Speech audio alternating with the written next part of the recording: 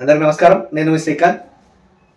ఈ వీడియో చేయడానికి ముఖ్య కారణం ఈనాడు పేపర్లో వచ్చిన ఒక ఆర్టికల్ అండి. ఆ కళాశాలలకు అనుమతులు బోర్డ్ ఆఫ్ ఇంటర్మీడియట్ నుంచి కొన్ని ప్రైవేట్ కళాశాలకి అనుమతులు ఇచ్చారని చెప్పేసి ఆర్టికల్ వచ్చింది. ఇంతకుముందు కూడా ఒక ఆర్టికల్ వచ్చింది. 350 కళాశాలలకి తెలంగాణలో ఇంటర్మీడియట్ బోర్డ్ నుంచి ఎలాంటి అనుమతులు లేవు అని చెప్పేసి. చాలా మట్టుకు ఈ బోర్డ్ ఆఫ్ ఇంటర్మీడియట్ అనుమతులు లేని కళాశాలలు చైతన్య, నారాయణ అనే కార్పొరేట్ కాలేజీలకు సంబంధించే ఉంటాయి. ఎందుకంటే వాళ్ళు నియమ నిబంధనలు పాటించరు, ఎలాంటి పర్మిషన్లు తీసుకోరు, ఎలాంటి బోర్డ్ ఆఫ్ ఇంటర్మీడియట్ అనుమతులు లేకపోయినా సరే గైడ్ లైన్స్ అవన్నీ వాళ్ళకి వర్తించమనే విధంగా ఈరోజు అడ్మిషన్ పేరుతో వ్యాపార దృక్పథంతో వీళ్ళంతా కూడా చేస్తుంటారు. ఇది అందరికి తెలిసిన విషయమే. ఈరోజు వారికి ప్రత్యేకంగా అనుమతులు ఇవ్వాల్సినటువంటి అవసరం ఈ బోర్డ్ ఆఫ్ ఇంటర్మీడియట్ ఏమున్నది? ఆల్రెడీ 2020లో హోంశాఖ ఇలాంటి అనుమతులు లేని కళాశాలలని మేము గుర్తించామని చెప్పింది. కానీ 2020 నుంచి 25 వరకు, అంటే వచ్చే 25 వరకు ఇట్లనే తారీఖు అంటూ ఎగ్జామ్షన్ ఇచ్చుకుంటా పోతే ఎట్లా?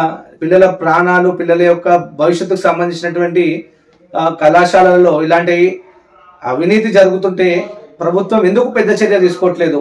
ముందుగానే స్టార్టింగ్ లోనే వీరి యొక్క అవినీతికి, అక్రమాలకి అరికట్టేందుకు వేయట్లేదు. ఇప్పుడు చివరి సంవత్సరం చివరికి వచ్చినాక వాళ్ళకి భవిష్యత్తు నాశనం అవుతుంది, మీరు పర్మిషన్ ఇవ్వాలి, లేదా మాకు ఇప్పటికి బిల్డింగ్ ఎక్కడ దొరుకుతుంది అన్ని వసతులతోటి అని చెప్పేసి అని సాకులు చెప్పుడు తప్పించుకుంటున్నారు. 2020లో ఈ యొక్క జీవో జారీ చేస్తే అప్పుడు కరోనా పేరుతో ఎగ్జామ్షన్ తెచ్చుకొని 2 years నడిపించారు. 350 కళాశాలలో సుమారుగా 35,000 మంది విద్యార్థుల యొక్క భవిష్యత్తు ఎలాంటి చదువుతున్నటువంటి కళాశాలకి బోర్డ్ ఆఫ్ ఇంటర్మీడియట్ నుంచి అనుమతి లేకపోవడం, అలాగే వెబ్సైట్ లో వీరికి పర్మిషన్ ఉన్న లింక్ పెట్టకపోవడం, కోడ్ ఇవ్వకపోవడం, ముఖ్యంగా అక్కడ ఫైర్ సేఫ్టీ ఉండదు, శానిటేషన్ సంబంధించినటువంటి సర్టిఫికేట్ ఉండదు, R&B సంబంధించి ఉండదు, ఏమైనా అగ్ని సంబంధించి ఏమైనా అయిందనుకోండి ఎగ్జిస్ట్ ఉండదు, ఎంట్రీ ఎట్లుంటుందో తెలియదు, అదైతే ఒక జైలు కారాగారంలాగా ఉంటాయి. ఇలాంటి పరిస్థితులు మనకి కళ్ళగడ్డట్టు కనిపిస్తున్నాయి. విద్యార్థుల ప్రాణాలు పిట్టలాగా రాలిపోతున్నాయి. ఆ కార్పొరేట్ కాలేజీల వేదికగా, పర్మిషన్ లేని కాలేజీల వేదికగా వాళ్ళకి ఎలాంటి ఎన్ఓసీలు ఉండవు, కొన్నిటికైతే సేల్ డీడ్ ఉండవు, కన్స్ట్రక్షన్ అయ్యే దాంట్లో నడిపిస్తుంటారు. సో వీళ్ళని చూసి అదనంగా కొన్ని ప్రైవేట్ కాలేజీలు అట్లే తయారైనాయి. అవినాష్ కాలేజ్ అని కామర్స్ పెడితే ఒక్కరు పెట్టడము, తపస్య అని, అంటే ఇటు సైన్స్ ఇటు కామర్స్ అని పంచుకొని ఈరోజు విద్యార్థుల భవిష్యత్తుతో చెలగాట మారుతారు. ఇలాంటి పర్మిషన్ లేకుండా. పర్మిషన్ ఉంటేనే కదా పిల్లవాడికి పలాని కాలేజీలో చదువుకున్నా అని చెప్పేసి వాళ్ళకి సర్టిఫికేట్ గుర్తింపు ఉంటుంది దాని మెమో మీద. అలాంటిది లేకుండా ఈరోజు బోర్డ్ ఆఫ్ ఇంటర్మీడియట్ ఎగ్జామ్షన్ పేరుతో లాస్ట్ లో చివరిలో నామకే వస్తే టెంపరీ పర్మిషన్ ఇస్తే ఈరోజు బోర్డ్ ఆఫ్ ఇంటర్మీడియట్ ని ఒక ప్రభుత్వ సంస్థని ఏమనుకోవాలి? అంటే కార్పొరేట్ కాలేజీలకి మీరు తొత్తుగా ఉంటున్నారని అనుకోవాలా? ఖబర్దార్, చదువుకున్నటువంటి విద్యార్థులం, న్యాయవాదులం మేము ఊరుకోం.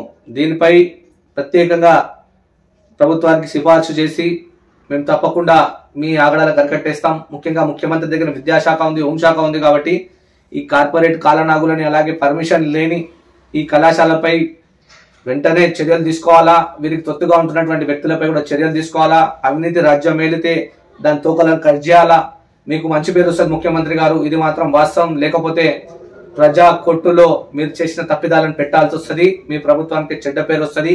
హోంశాఖ మీ దగ్గర ఉన్నది, విద్యాశాఖ మీ దగ్గర ఉన్నది కాబట్టి ఈ నారాయణ, చైతన్య లేదా పర్మిషన్ లేకుండా నడుస్తూ వారికి పర్మిషన్ ఇస్తున్న అధికారులపై, అలాగే ఆ వెనకాల ఉన్న ఎంత పెద్ద తొత్తుల మీదైనా సరే మీరు చర్యలు తీసుకోవాలా. మీరు తీసుకుంటే మీ వైపు విద్యార్థి గణం, విద్యార్థి సమాజం, అలాగే సామాజికంగా నివసించేటువంటి బడుగు బలహీన వర్గాల అంతా సమూహం అంతా మీ వెనకాల ఉంటుంది. కాబట్టి దీనిపై మీరు త్వరగా నిర్ణయం తీసుకోండి. మాకు తెలిసి మీరు దోస్తులాగే దోస్తు తెస్తా అని అంటున్నారంట.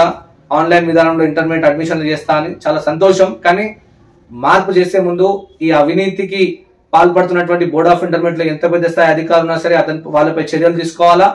అలాగే ఈ అవినీతిగా కాలేజీలను నడిపిస్తూ ప్రజల వద్ద విద్యార్థుల యొక్క భవిష్యత్తుని నాశనం చేస్తూ పేరెంట్స్ డబ్బులు గుంజుతున్నటువంటి వ్యక్తులకు కూడా శిక్ష పడాలి. అది క్రిమినల్ యాక్ట్ నమోదు చేసి వాళ్ళందరినీ కూడా చట్టపరంగా శిక్షించి మీ యొక్క యువ ముఖ్యమంత్రి తత్వాన్ని చాటి చెప్పాలని చెప్పేసి కోరుకుంటున్నాను. జై హింద్, జై తెలంగాణ.